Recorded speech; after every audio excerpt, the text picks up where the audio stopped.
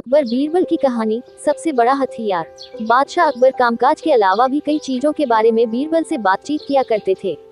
ऐसे ही बैठे बैठे एक दिन बादशाह ने बीरबल से पूछा कि इस दुनिया में सबसे बड़ा हथियार तुम्हारे हिसाब से कौन सा होता है। इस बात के जवाब में बीरबल ने कहा कि संसार में आत्मविश्वास से बड़ा हथियार कुछ और नहीं हो सकता है।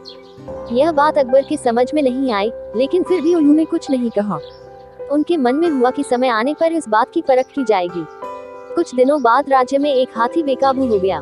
पता करने पर समझ आया कि वो पागल हो गया है। उसे कर्मचारियों ने जंजीरों से जकड़ लिया था।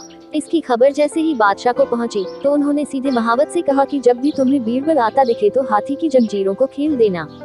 यह सुनकर महावत हैरान हो गया, लेकिन बादशाह का आदेश था, इसलिए सिर झुकाकर चला गया। अब अकबर ने बीरबल को महावत के पास जाने के लिए कहा। महावत ने भी बादशाह के आदेश का पालन करते हुए बीरबल को आते देख हाथी को जंजीरों से मुक्त कर दिया। बीरबल को इस बात की खबर नहीं थी, इसलिए वो आराम से चल रहे थे। तभी उनकी नजर चिन्हते हुए हाथी पर पड़ी। जैसे ही उन्होंने देखा कि हाथी उनकी ही तरफ आ रहा है, वो कुछ समझ नहीं पाए।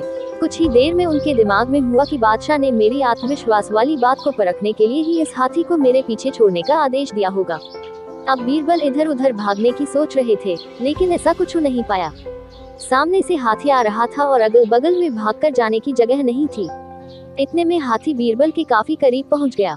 तभी बीरबल ने सामने एक कुत्ते को देखा और उसे टांगों से पकड़कर हाथी की तरफ फेंक दिया। कुत्ते चीखते हुए हाथी से टकराया। उसकी ऐसी चीखें सुनकर हाथी वापस उल्टी दिशा में भागने लगा।